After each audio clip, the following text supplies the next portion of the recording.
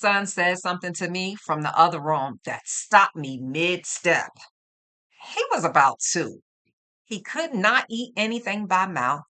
Everything went through a feeding tube in his stomach, or maybe that one was in his intestines at the time. I don't 100% recall. And one afternoon, he got on his communication device, and all I heard was, "Woman want smoothie tongue. Woman want smoothie tongue. Woman want smoothie tongue." It played for about 3 times before it even broke through and made me realize, like, what it was actually saying. I don't know what I was doing at the time, but I was in the kitchen. I walked over there, I looked at him, and then I looked at the device, and that's when I understood that he had been watching the rest of us eat and drink for months. He just wanted to taste something, not to swallow it, just to feel what we felt when food touched our tongues. So I went back in the kitchen and I think I gave him a straw and I put just a little bit of juice in it. And I let it go so that it dropped on his tongue. And he was about 2 years old. And I just let him taste it. And at that moment, he had already figured out just how to tell me exactly what he needed. That's Justin. And that is our story. Welcome back to Caregiver the Health Boss. I am Michelle. And today I want to introduce you fully to the people that this channel is built around, my children. Because everything that I've shared on this channel, every planner, every system, every framework, it all started in hospital room or gymnasium or kitchen with one of these 4 people. So let me tell you about them. I have 4 children. Cheryl is my oldest. She's my steady one. She had always watched everything and said very little, which means that Rel speaks. When Rel speaks, you're going to stop what you're doing and listen. Rel found basketball at a very young age, around 5, and turned out that she was just so gifted. Rel had a way to make the boys twice her size on the basketball court cry. She would shut them down completely, like no drama, no words, just basketball. That they own mothers was in the stands yelling, "Girl power, go, oh, honey." She eventually earned a college scholarship to Illinois. So that's Rel. So then I have Dallas, born in July um, in 2007. He actually grew up in a gymnasium watching his sister. And by the time he was 5, he was already on his first recreational team. The cutest ball hog you ever saw. He didn't pass the ball. He didn't look for the open teammate. He went to the basket every single time with the complete confidence of someone who had decided this moment belongs to him and still does. So I have Justin. Justin was born in September of '09, 14 weeks early, 1 pound, 12 ounces. He has quadriplegic cerebral palsy. He's now 16. He is the life of every room that he enters. He tells jokes with timing that makes you wonder what else has he been observing when nobody else was paying attention. And then I have Jaerah, Lady J.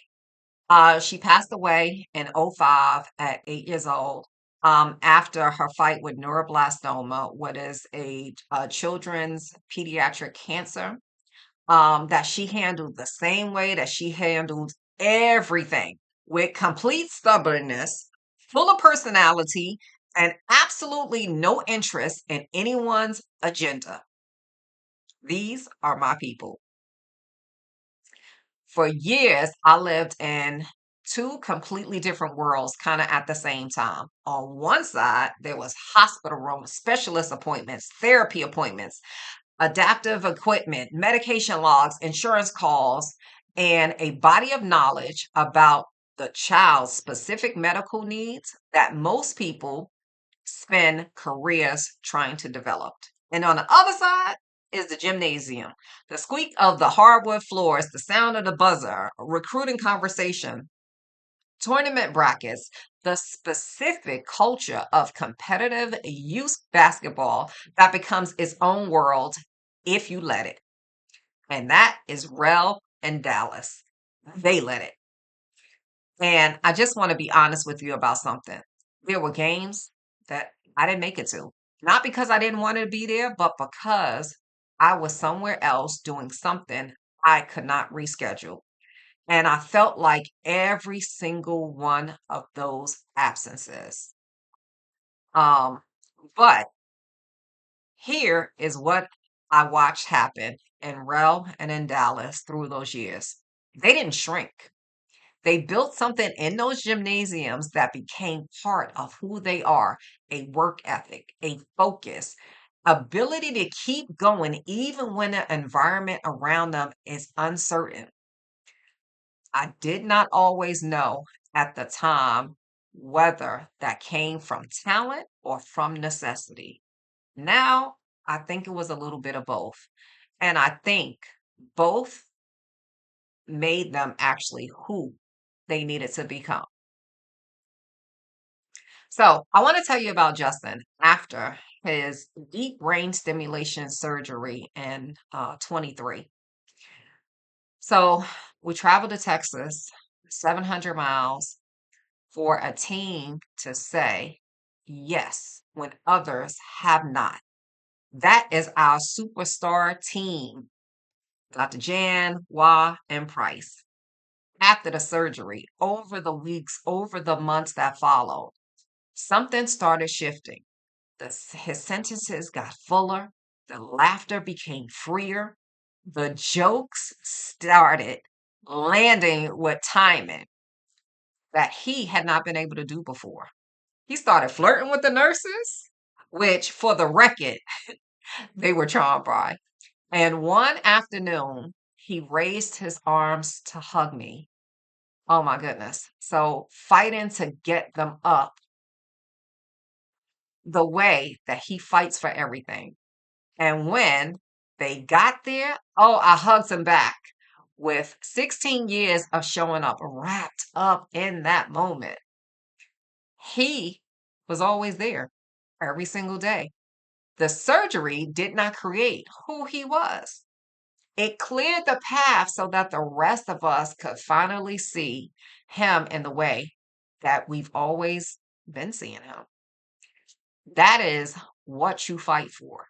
That is what the appointments are for. That is what the documentation and the systems and the 20 specialist contacts in the planner are for. That particular moment. So, I want to speak directly to the parent who is managing this same impossible math right now. Medically complex children on one side, healthy children with their own full lives on the other. One of you being asked to be fully present in multiple places at once. Here is what I know about that: the guilt that comes from both directions simultaneously. When you're in the hospital, you feel guilty that you're not at the game. And when you're at the game, you feel guilty that you're not managing symptoms. And both of those things are true at the same exact time. That is not a failure of love. That is love trying to be bigger than one body can contain. So, what I learned, not immediately, but eventually, is that you cannot give your children equal time, but you can give each of them intentional time, a conversation that belongs to them, a game where you are fully in those stands and not managing 17 other things, a moment where your medically complex child is not a patient, they're just a person. That That distinction between managing time and being present is everything. And it starts with getting your systems organized enough that your attention has somewhere else to land besides the next crisis. So here's what raising these four people have taught me: strength is not loud. Rel is the quietest, strongest person that I know. Rel named her sister at 5 years old with the certainty of someone who heard something holy. She has been steady through everything. She never asked to be recognized for what she carried. She just carried it. Joy is not dependent on circumstance. Justin told me, woman, want some food on my tongue?